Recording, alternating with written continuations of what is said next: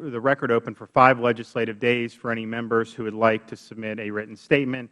We will now proceed to the witness testimony. Welcome to the witnesses. Pursuant to committee rules, all witnesses will be sworn in before they testify. So if you could please rise and raise your right hands. Do you solemnly swear that the testimony you are about to give will be the truth, the whole truth, and nothing but the truth, so help you God? I do. Thank you. Please be seated. All witnesses answered in the affirmative. In order to allow time for discussion, please limit your testimony to 5 minutes. Your entire written statement will be made part of the record. Mr. Dubowitz, you are recognized for 5 minutes. Chairman DeSantis, Ranking Member Lynch, members of the subcommittee, on behalf of FDD and its Center on Sanctions Illicit Finance, thank you very much for inviting me to testify today.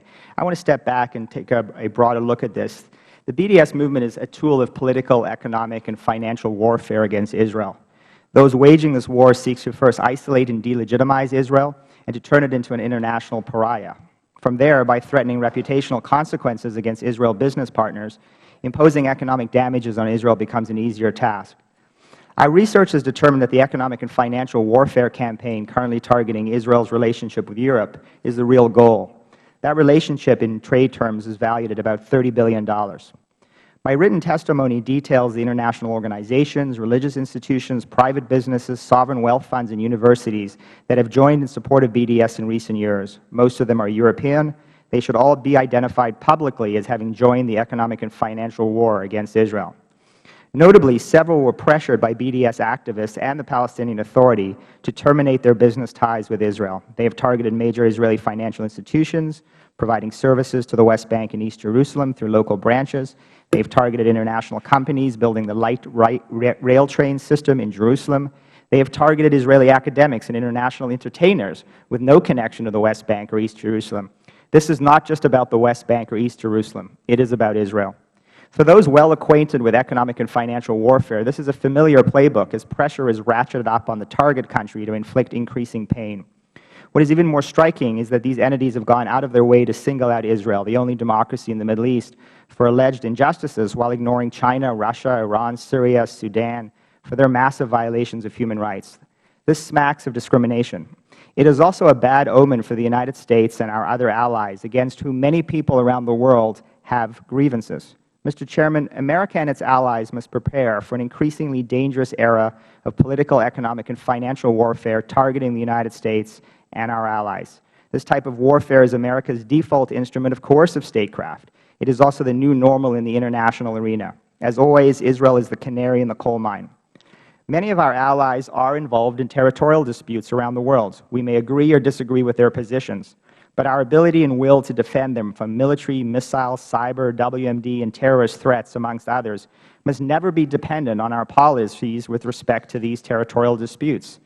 The same should be said about defending them against economic and financial threats. Make no mistake, after watching the U.S. Treasury Department target Iran, Russia, and Syria with sophisticated sanctions and other advanced economic strategies, America's adversaries have been developing their own economic weapons. Having witnessed the powerful impact of having Iran removed from the SWIFT banking system, last year pro-Palestinian organizations petitioned SWIFT to disconnect Israeli financial institutions. SWIFT explained that it would not take action without direction from EU regulators who, for now, have refused this request. This could change. Meanwhile, China has used economic and other coercive measures to challenge Japan, the Philippines, and our other Asian allies over the South China Sea, and frequently has used economic and diplomatic pressure to challenge international recognition of Taiwan. Russia has used political and energy warfare to threaten Eastern and Central European allies in order to try and reestablish what it considers its sphere of influence. Both China and Russia have used cyber warfare against the United States and our allies.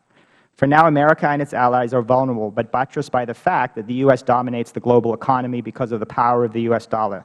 This will not last forever. China, Russia, and others are already looking at creating a parallel financial system free from American influence. Make no mistake, an economic war is undeniably underway, and that war is now expanding to America's allies too. As the BDS movement has made clear, Israel is among them. Mr. Chairman, my written testimony outlines the important legislative efforts underway at the state and federal level to protect Israel and our other allies from this economic and financial war. Congress must encourage this, but more can be done. The United States needs to create an economic defensive shield to protect us and our allies against economic and financial coercion. Congress is well placed to lead that effort. In my written testimony, I outlined a number of recommendations, including establishing a policy planning function at the U.S. Treasury Department, standing up an economic warfare directorate at the NSC, developing a doctrine on the use of economic warfare, and establishing an economic warfare command.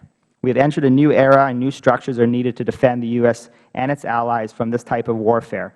I recommend that this subcommittee work with other relevant congressional committees and the administration to institute these government reforms. In conclusion, BDS is a form of economic and financial coercion that should be viewed within a broader problem set. To counter it properly, this challenge must be addressed at a more strategic level. Failure to do so will leave the United States and our allies vulnerable to attack from economic and financial warfare.